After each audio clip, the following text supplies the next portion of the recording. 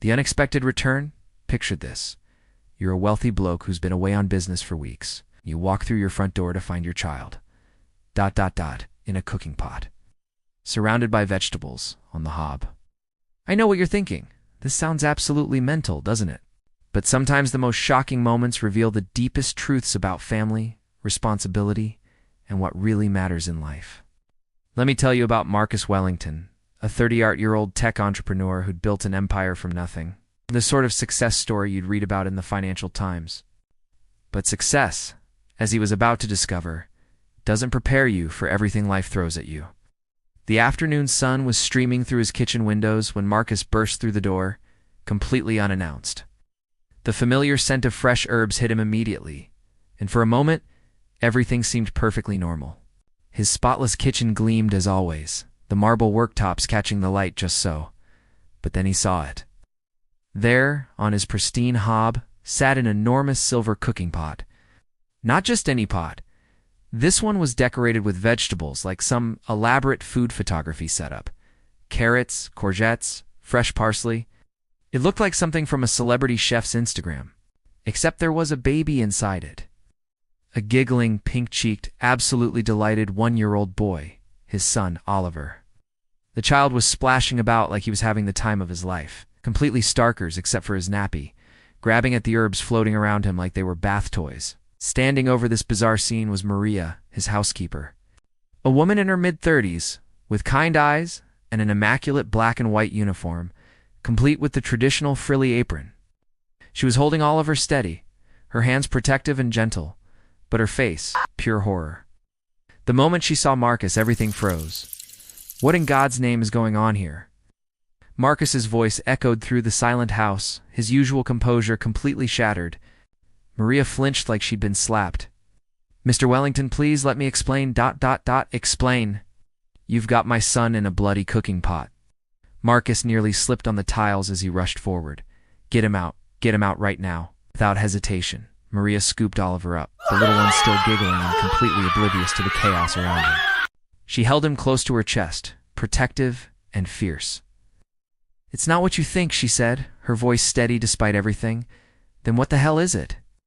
Marcus was practically shouting now, his face burning red with anger and confusion. Because from where I'm standing, you've put my child in a pot with vegetables like he's... I was giving him a cooling bath. Maria snapped back, and there was steel in her voice now. Real backbone. He's got a rash developing. The doctor specifically said lukewarm baths with fresh herbs would soothe his skin. You don't put a baby in a cooking pot on the bloody hob? The hob wasn't on, she shouted, then immediately caught herself, lowering her voice, but keeping that edge. Please, Mr. Wellington. I would never, ever harm him.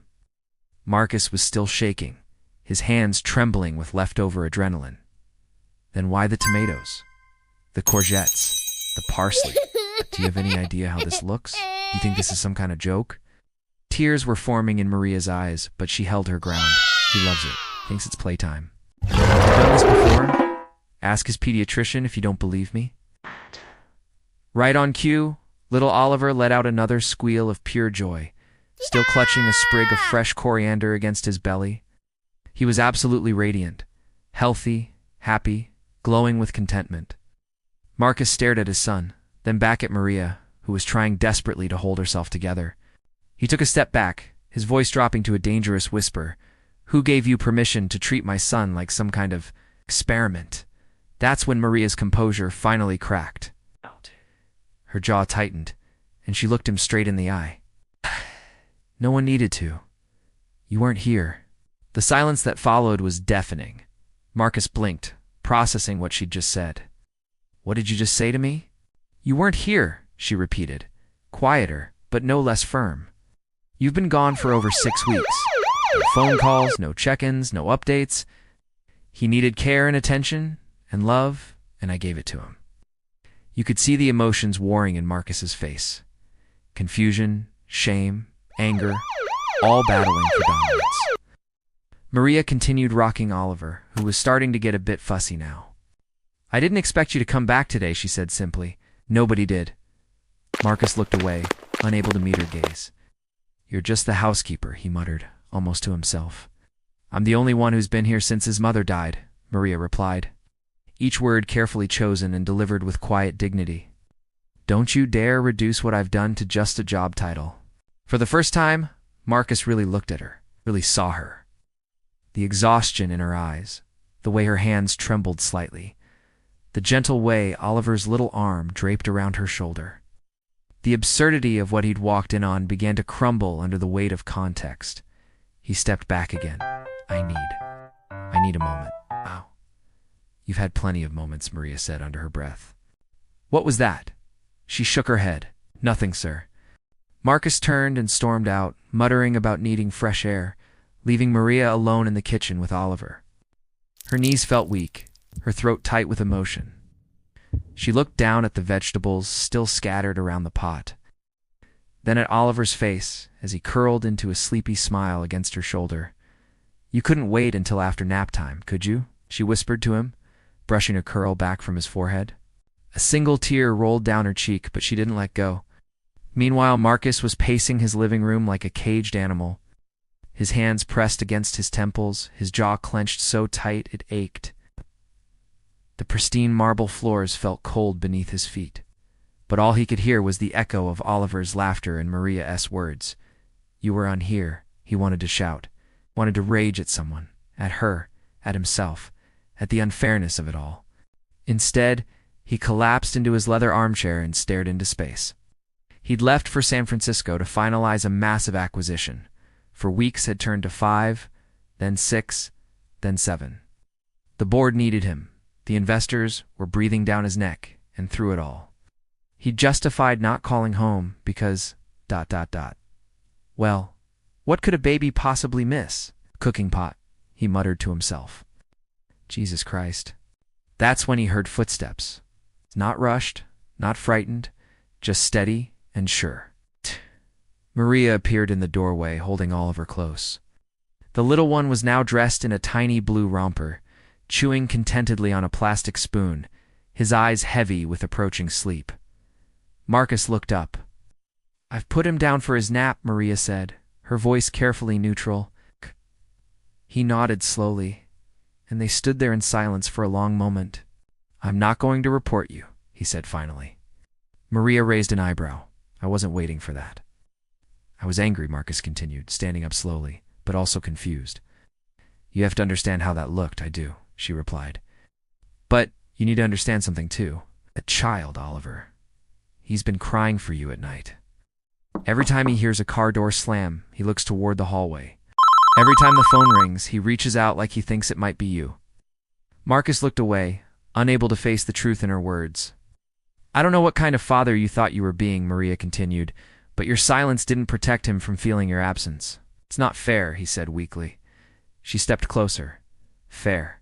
You dropped him into my care 2 days after the funeral and vanished. No goodbyes, no instructions, just your credit card on the kitchen table. Marcus's chest rose and fell heavily. I didn't know how to face him after Sarah died. Neither did I, Maria interrupted, her voice trembling now. She was my friend, too. And yet I showed up. He lowered his gaze, finally defeated. You're right. Maria blinked in surprise. What? You're right, he repeated, stronger this time. I ran. I told myself work needed me, but really. I couldn't look at Oliver without seeing her. I was terrified I'd drop him or hurt him or, I don't know, I just couldn't bear it. Her expression softened slightly. I came back today because I missed him, Marcus continued. I thought maybe I was ready. Maria crossed her arms. Then be ready. He needs you. Marcus walked to the window, staring out at his perfectly manicured garden, his reflection faint in the glass. I thought having money meant I could buy time, buy help, buy forgiveness, letting him work through it. But walking in today and seeing him so happy, so safe, even if it looked absolutely bonkers, I realized I've missed everything that actually matters. He turned around to face her. How do I fix this? Maria sighed deeply. You don't fix babies, Mr. Wellington? You show up for them?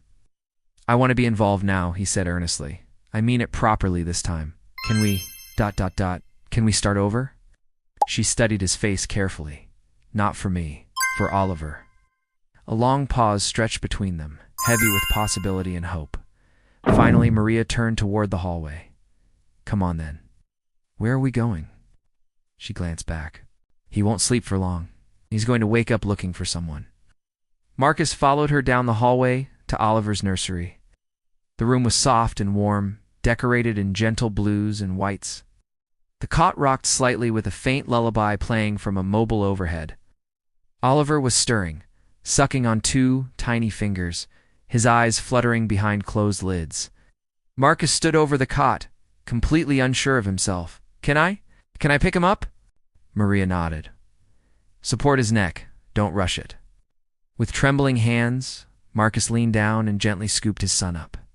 For a moment, Oliver squirmed and fussed, but then something magical happened. The little boy nestled into his father's chest with a soft whimper, then settled completely. Marcus's breath caught in his throat, his arms instinctively adjusted, finding the right position, his eyes closing as he felt the weight and warmth of his child. Maria stepped back quietly, watching. I'd forgotten how small he is, Marcus whispered. She smiled faintly. Wait until he throws a spoon at your head. Marcus chuckled softly, tears sliding silently down his cheeks. I'm so sorry, he whispered to Oliver, for everything, for not being here, for being scared. 8, for letting you down. The baby stirred slightly but didn't wake, just rested peacefully against his father's chest. Maria turned to leave, but Marcus called out softly. Maria. She turned back. Thank you. For loving him. For staying when I couldn't. For being everything I should have been. She nodded once. I didn't do it for you. I know, he replied. That's exactly why it means everything. She looked at this man holding his son. No longer the untouchable billionaire, no longer the absent father, just a dad learning how to be present. Perhaps too late, but trying anyway. And maybe, she thought, that was enough to start with. So there you have it. Sometimes the most shocking discoveries lead to the most important realizations.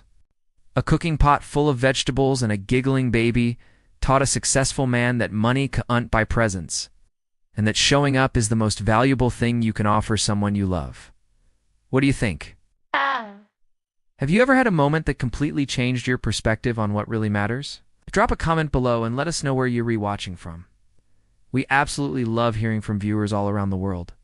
And if this story touched you in any way, give it a thumbs up and hit that notification bell so you never miss our latest tales of family, second chances, and the surprising ways life teaches us what truly counts. Till next time, stay curious, stay kind, and remember, sometimes the most important moments come when we least expect them.